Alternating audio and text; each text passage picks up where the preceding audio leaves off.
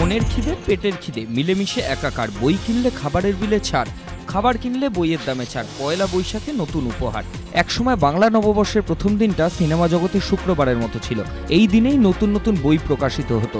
দিন পাল্টেছে, কিন্তু আজও বাঙালি বই প্রিয়। আর পয়লা বৈশাখ উপলক্ষে খাওয়া দাওয়া তো রয়েছে। বাঙালির এই দুই খিদের কথা মাথায় রেখে পয়লা বৈশাখ থেকে শহরবাসীর নতুন উপহার একটি প্রকাশনা সংস্থা ও শহরে একটি নামী রেস্তোরাঁর।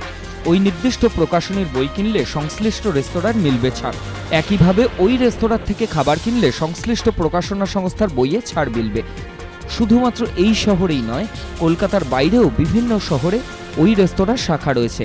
বইপ্রেমী বাঙালির কথা মাথায় রেখে এবার থেকে তাই রেস্তোরাঁর প্রতিটি শাখায় ওই প্রকাশনা সংস্থার বই রাখা হবে বলেও জানানো হয়েছে। রবিবার কোন্নগরের সভা থেকে প্রদেশ কংগ্রেস সভাপতি প্রদীপ ভট্টাচার্যকে আক্রমণ করেন তৃণমূল সাংসদ কল্যাণ বন্দ্যোপাধ্যায়। শ্রীরামপুরে তৃণমূল সাংসদকে পাল্টা জবাব দেন কংগ্রেস নেতা আব্দুল মান্নান। এরপরই আব্দুল মান্নানকে 2014 নির্বাচনে শ্রীরামপুর থেকে দাঁড়ানোর চ্যালেঞ্জ ছুড়ে দেন কল্যাণ বন্দ্যোপাধ্যায়। যদিও তৃণমূল সাংসদের বক্তব্যকে গুরুত্ব দিতে নারাজ আব্দুল মান্নান। সব মিলিয়ে দুই প্রাক্তন শরিক দলের নেতার চাপানুতরে ফের সরগরম রাজ্য রাজনীতি।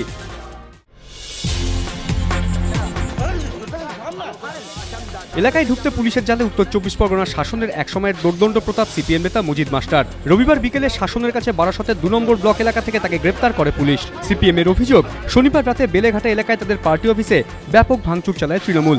যদিও এই অভিযোগ তৃণমূল অস্বীকার করেছে। এদিন ওই পার্টি অফিসেই যান মজিদ মাস্টার। এরপর এদিন বিকেলে তাকে গ্রেপ্তার করে বারাসত থানার পুলিশ।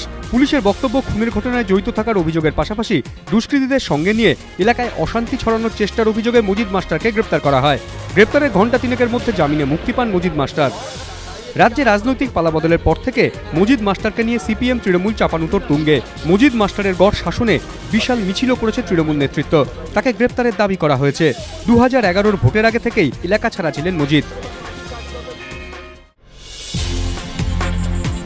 ঐতিহ্যবাহী প্রেসিডেন্সি বিশ্ববিদ্যালয়ের বেকার ল্যাবরেটরিতে হামলার ঘটনা চোখ খুলে দিয়েছে প্রাক্তনীদের। রাজনৈতিক ছাত্র সংগঠনের হামলার চেয়েও বড় হয়ে উঠেছে ঐতিহ্যে আঘাত। জগদীশচন্দ্র বসু, মেঘনাথ সাহা, সিভি রমন, প্রশান্তচন্দ্র মহলানবিশ, প্রফুল্লচন্দ্র রায়, সত্যেন্দ্রনাথ বসু, যাদের বিজ্ঞান সাধনায় ঋদ্ধ হয়েছে প্রেসিডেন্সি, সেখানেই হামলা ভাবাচ্ছে দেশ বিদেশে ছড়িয়ে থাকা বিশ্ববিদ্যালয়ের উজ্জ্বল প্রাক্তনীদের। এই পরিস্থিতিতে বুধবার সন্ধ্যায় জরুরি বৈঠক ডাকল প্রেসিডেন্সি প্রাক্তনী সংসদ।